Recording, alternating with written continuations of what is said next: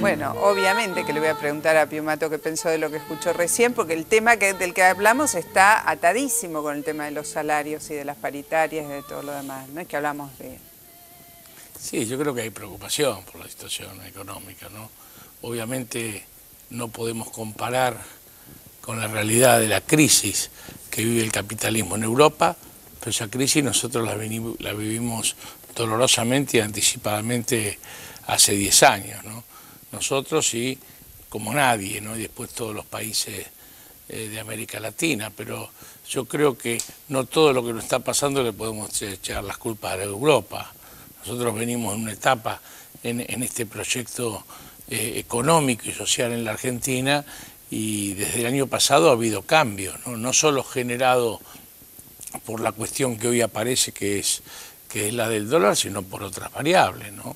Nosotros planteábamos la profundización, desde el punto de vista del trabajo hay un cuestionamiento muy claro. Creo que hace más de un año que estamos planteando cuestiones sin respuesta, lo hemos hecho por escrito hace 5 meses, y son temas que no solo golpean a los asalariados que están mejor pagos y no tan pagos, porque acá un sueldo de 5.000, 6.000, 7.000 pesos... Se refiere al mínimo no imponible el impuesto a las ganancias. Hoy el trabajador por encima de los 5.600, ¿es?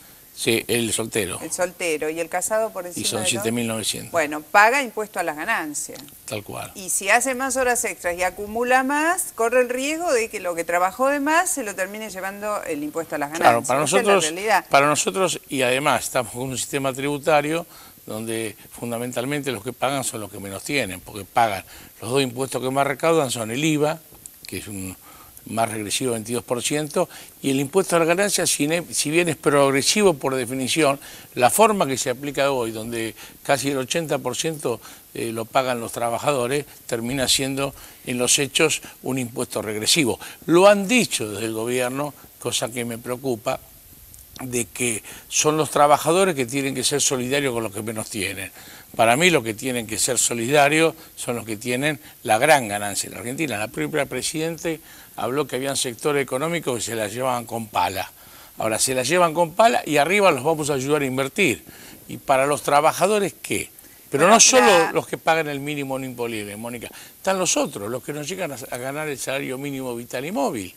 Y esos hay muchos en la esfera estatal, nacional, provincial y municipal, porque están precarizados esos empleos. Entonces, ¿cómo le vamos a exigir al sector privado si desde el mismo Estado no damos el ejemplo? Y eso es trabajo no registrado, es de una u otra forma es trabajo en negro, ¿no? La sensación es como que hay dos versiones de la realidad. Una versión que plantea que las cosas son de una determinada manera y otras que son de otra. Por ahí el ejemplo y deben ser tres, ¿no? Siempre hay tres. Yo soy peronista, siempre hay una tercera posición, ¿no? Sí. Porque las visiones están bastante sesgadas, bueno, pero hablemos de son algo bastante muy puntual parciales. que tiene que ver con las negociaciones paritarias. La Presidenta ha dicho, y se los ha dicho puntualmente, que no quiere excesos, que por encima del 18, 19, los gremios están cerrando 20 y pico, 23 creo. Y es insuficiente, y es insuficiente. Sobre todo si calculamos la repercusión que pudiera tener, dije, lo que está ocurriendo con el dólar sobre la economía en los próximos meses. Sí, yo creo que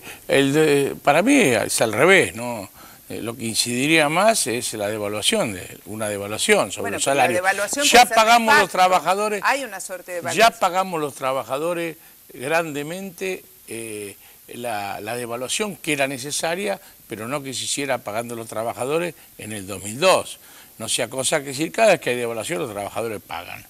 Evidentemente hay otras variables, pero aún sin tomar el tema del dólar, la situación empieza a ser delicada. Hay muchas suspensiones, hay despidos, hay cuestiones que van apareciendo, como decimos, por goteo, pero empiezan a poner temas de alerta. Y para nosotros el salario es la clave de este modelo que se instaló en el 2003, que no es un modelo nuevo, es el modelo del círculo virtuoso de la economía. Si uno no pone más salario, no baja el consumo, baja la producción y baja el empleo. Bueno, el salario básicamente tiene que ver con un valor que es el valor del trabajo. Todos queremos vivir en una sociedad donde por lo menos cada uno de nosotros produzca lo que consume, por lo menos, porque si no, no hay peor inequidad que vivir del trabajo de otro. o vivir sin trabajar. Obviamente, no tiene que ser trabajo. O vivir solo de un subsidio. Tiene que ser trabajo, pero en los momentos de crisis, mirá, esto lo decía en Estados Unidos en la década del 30, yo recuerdo bien porque cuando se ponían acá hay que pagar por trabajar, pero si no hay trabajo hay que generarlo, ¿no? Entonces, allá se decía que se pagaba para que entierren botella en el desierto. Y si termina de enterrar la botella y no mejore la economía, sigamos pagando para que se entierren hasta que la economía marche, porque la economía marcha por el consumo. Ford, el Henry Ford, cuando le preguntaban por qué pagaba tan buenos salarios, él decía, si yo no le pago buenos salarios a mis trabajadores, ¿quién me compra los autos? En los últimos días... Entonces acá hay una lógica, ¿no?, que ahora se está viendo con esta retracción de la cuestión salarial, que no es para mejorar los que menos están, no es para mejorar los que menos están. Entonces, cuando uno habla de redistribución de la riqueza, tiene que pensar en una profunda reforma impositiva y donde realmente paguen los que se la llevan con pala, al decir de la presidenta. Bueno, esos son los que tienen que poner más. En los últimos días, yo diría semana, semana y media o semana, el voltaje de las declaraciones, no digo en contra de la presidenta, de enojo con la presidenta entre la dirigencia que se alinea detrás de Moyano, de la dirigencia sindical, ha crecido muchísimo, me parece a mí. Se han escrito y se han dicho cosas muy duras. ¿Cómo qué? Bueno, con relación a las últimas no, la que ha sido dura, la que ha sido dura fue la presidenta últimamente, no al revés. Yo creo que nosotros estamos reclamando... le respondieron rápidamente, a eso me refiero. No, y lo que pasa, y evidentemente, vos fíjate, hay un montón de sectores que están haciendo paros nacionales. Camionero no ha hecho un solo paro nacional. Mira, si Camionero hubiera hecho un paro nacional, sería un escándalo, sería extorsionador, sería golpista, cualquier cosa.